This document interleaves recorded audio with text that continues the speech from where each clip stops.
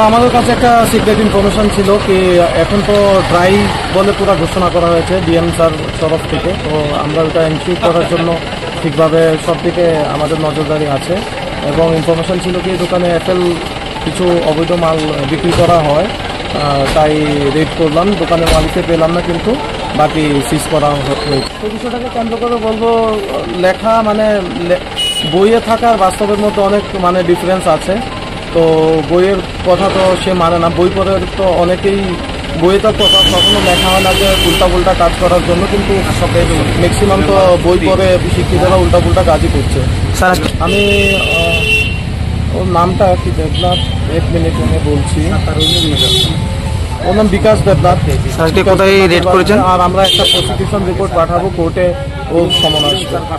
এই জায়গাটা চলিলাম কি বাজারটা চললাম নতুন বাজার।